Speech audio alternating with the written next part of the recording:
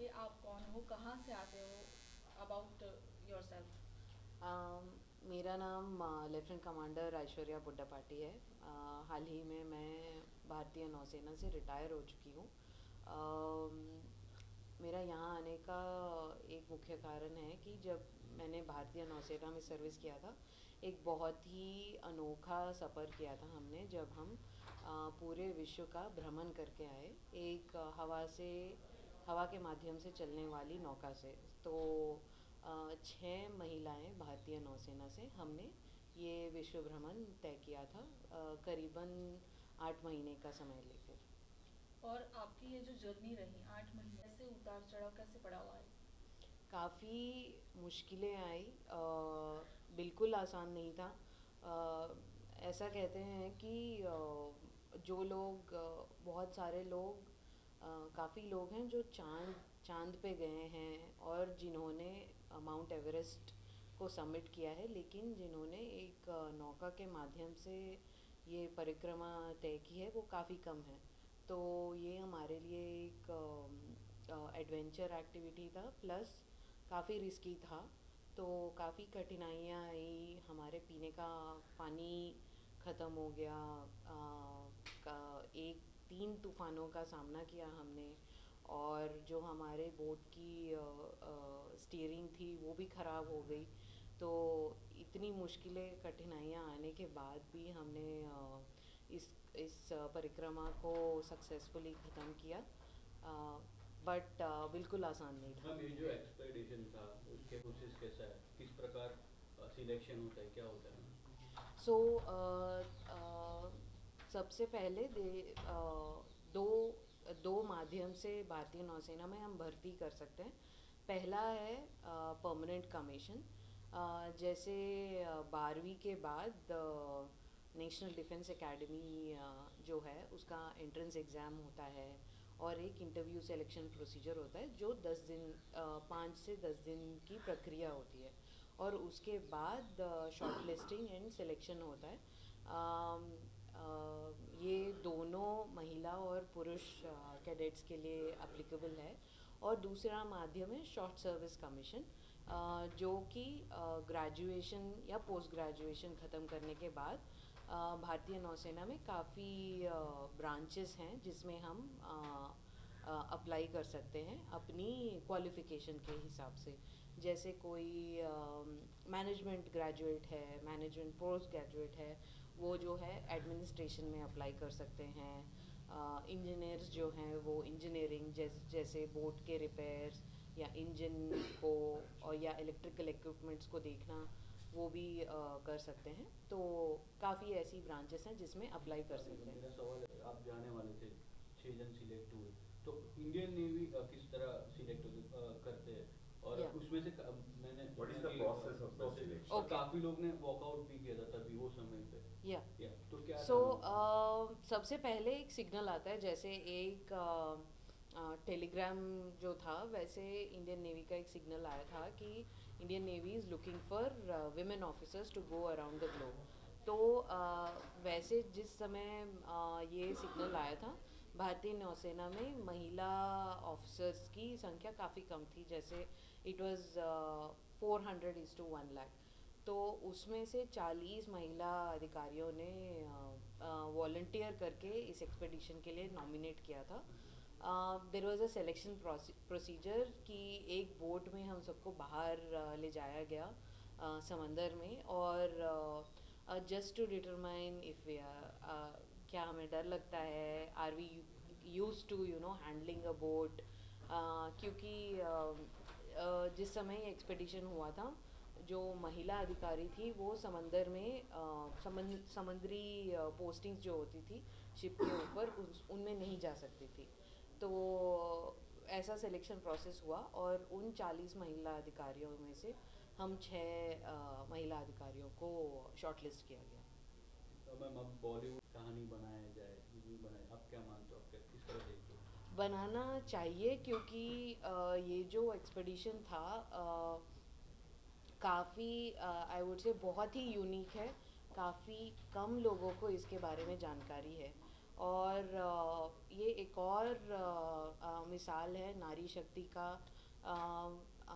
ताकि जो हमारी छोटी बच्चियां हैं, लड़कियां हैं, जो I mean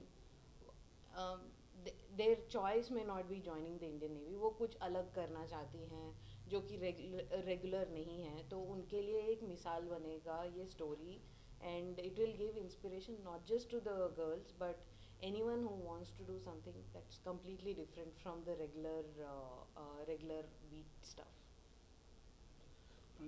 actually it is a scripted work. आप तो खुद गए थे वहाँ पे, तो कैसा सिनेरियो था, और क्या आप यंग जनरेशन को जो खास करके जो वुमेन्स हैं, those who want to get involve in navy, तो उसके लिए क्या बोलना चाहिए? Actually, Bear Grylls, although it is scripted, it is quite inspiring for anyone who watches. और हमारा experience उससे the only thing was the experience we had was very real, and जो भी emotions capture हुए थे हमारे उस journey में, they were all real. तो I think instead of a movie, maybe we make a series of what's coming up, because जो हम छः लड़कियाँ, 6 महिला अधिकारियाँ इस परिक्रमा पे गई थी, वो सबकी एक अलग कहानी है। तो हम वी डोंट बिलोंग टू, हम जो हैं we don't belong to the same region in the country, we don't belong to the same background, but हमारा we all came together for one mission to go around the world, which is a very unique story जो बताया जाना चाहिए, and ज़्यादा लोगों को इसके बारे में जानकारी दी जानी चाहिए। 8 महीने का जो सफ़र था, जिसमें उसमें कौन सा एक मोमेंट था जब इस गिव अप करने का एक चांस जैसा हो गया था कुछ? काफ़ी ऐसे मोमेंट्स हैं जब हमें लगा कि अब नहीं होगा हमसे, क्योंकि सबसे इम्पॉर्टेंट था कि हम अपनी we were far away from our loved ones. अगर देखा जाए तो जो भी 3 दल हैं हमारे, आर्मी, नेवी, एयरफोर्स, हम सब we are all posted far away from home, और एक वो था कि हम यूज्ड टू थे कि हम घर वालों से ऐसा जो जर्नी था 8 महीने का, देयर वर मेनी सिचुएशंस जब not just physically we were drained but emotionally and psychologically also a lot was going through. समंदर में बिना किसी कम्युनिकेशन के दूर रहना, it takes a toll on you. तो सबसे पहले तो हम सबसे पहला काम जो करते थे हम, we would always keep ourselves busy, do something on the boat, कुछ आर्ट, अगर हवा नहीं चल रही है और वेदर इज़ गुड तो हम देखते थे कुछ आर्ट या क्राफ्ट या कुछ नाचना गाना कर ले बोट पे, ताकि कुछ समय गुजर जाए, क्योंकि 6 लड़कियां हैं, लड़ाइयाँ भी होती थी हमारे बीच में, इतना आसान नहीं था। काफ़ी ऐसी सिचुएशंस आई, स्पेशली जैसे तूफ़ान आ गया, और ऐसा सिचुएशन हुआ जहाँ पे हमारा स्टीयरिंग, और वो उस समय हुआ जब हम बिल्कुल घर पहुँचने वाले थे। तो बहुत आसान है ऐसे सिचुएशंस में गिव अप करना, but one thing that I used to think was nobody wants to hear a story जो नाकामयाब रही हो। सब सुनना चाहते हैं कि कामयाब रही हैं, और अगर हम इस सफ़र को तय नहीं कर पाते तो society has a lot of pressure on women. तो बहुत आसान होता लोगों को कहना कि लड़कियां हैं इसीलिए नहीं कर पाई। सो इसीलिए हम हमेशा we were clear in our mind that चाहे कितनी भी कठिनाइयाँ आए, चाहे एक को भी लगे कि हम नहीं कर सकते, we should buck them up, and इस सफ़र को हम सक्सेसफुली ख़त्म करें। यही हमेशा चलता है। फैमिली मेम्बर्स के साथ कनेक्ट करने के लिए हम सैटेलाइट कम्युनिकेशन के थ्रू मोस्टली, काफ़ी कम समय मिलता था, 5 मिनट से ज़्यादा भी नहीं मिलता था घर वालों से बात करने के लिए। तो उसी 5 मिनट में हम जो है हर दिन में जब भी कनेक्टिविटी होता है, ऐसा नहीं है कि हर दिन हमें मिले, हमारा प्रायोरिटी होता था कि बताने के लिए कि हमारा लोकेशन क्या है। अगर वो गया और we can still use some data, तो हम घर वालों से बात करके बता देते कि सब ठीक चल रहा है, हम खाना भी है, खाना ख़त्म नहीं हुआ है, चाहे पानी खाना बिल्कुल ख़त्म होने को आ रहा हो, हम बता देते थे कि सब ठीक चल रहा है, और सैटेलाइट के थ्रू ही हमारा कम्युनिकेशन होता था। आपकी जो बोट थी आपको मिलती थी या नहीं थी कोई भी? सो हमारी बोट में जो मिनिमम रिक्वायरमेंट्स हैं, आई वुड से अगर आप पिक्चर्स या वीडियोस देखें यॉट्स की, दे लुक बहुत ही लग्जरियस लगता है, लोग जनरली उसमें सिर्फ पार्टी करने जाते हैं, बट हमारी बोट में काफ़ी मिनिमम रिक्वायरमेंट्स थी। एक्चुअली बोला जाए तो 6 लोगों के लिए सोने की सुविधा भी ठीक से नहीं थी, सिर्फ 4 लोग, वो भी 2 लोग ज़मीन पे और 2 लोग जो हमारे बंक्स होते थे उसमें एक समय पे सो सकते थे। और लाइक आई सेड 2 लोगों को हमेशा वॉच पे रहना होता था, और अगर कोई कठिन सिचुएशन आ जाए तो बाकी लोग भी जाके जुड़ जाते थे। और खाने की एक बहुत ही छोटा देर इज़ कॉल्ड एक स्टव था जिसमें हम खाना बनाते थे, और जब हवा तेज़ी से चल रहा हो और बोट काफ़ी हिल रहा है तो हम खाना भी बनाना बंद कर देते थे।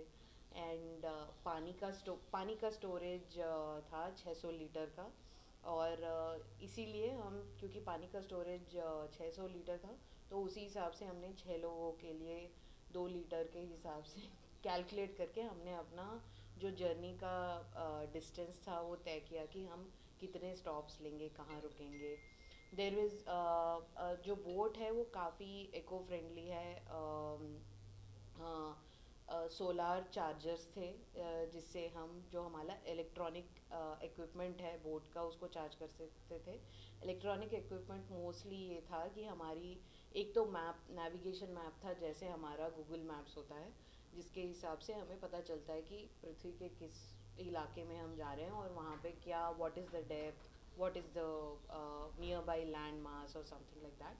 And also हमें पता चलता है कि हवा कितनी तेज़ी से चल रहा है। There was also a radar on board जो बादल जो आसपास हैं उनको दिखाता था, और या फिर कोई बोट अगर हमारे रेडियस में है उसको दिखाता था। And apart from that there were basic electric equipments like the lights, the chargers and the pumps, जो कि बोट में जो पानी भरता है उसको बाहर फेंकता है।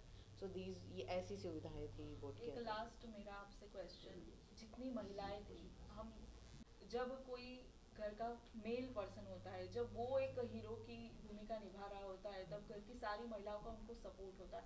अब 6 महिलाएं थी, 6 में से कितनी महिलाएं मैरिड थी या उनकी फैमिली उनका घर पे वेट कर रही थी, तो उनके हस्बैंड ने उनको मेंटली कैसे सपोर्ट किया?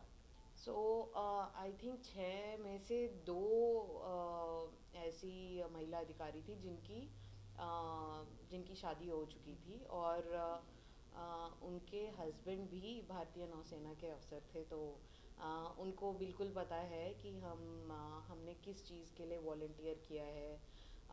एंड आई थिंक अगर फैमिली का सपोर्ट नहीं होता तो ये काफ़ी, like I said, it is also a mental journey that you do, it is mentally taxing. तो फैमिली का सपोर्ट नहीं होता तो ऐसा परिक्रमा तय करना काफ़ी मुश्किल होता है। तो फैमिली का सपोर्ट हमेशा था, और इनफैक्ट हम इन माय केस, क्योंकि जर्नी इस परिक्रमा में निकलने के पहले जब मैंने बताया था अपने पेरेंट्स को कि मैं ऐसी परिक्रमा में जा रही हूँ, तो उन्होंने कहा कि अब तो हम तुम्हारे लिए लड़के ढूंढ रहे हैं। हम तो कहते थे कि यू डू ओनली शोर बेस्ड अपॉइंटमेंट्स, अब तुम समंदर में जा रहे हो, हम क्या कहेंगे। सो मैंने तो कहा था कि आप लड़के को बिल्कुल कह दो कि मैं समंदर में जा रही हूँ, अगर उसको अगर उसको कबूल है फिर ही तभी मैं उससे शादी करूँगी, because this is not something that I am going to stop. Thank you.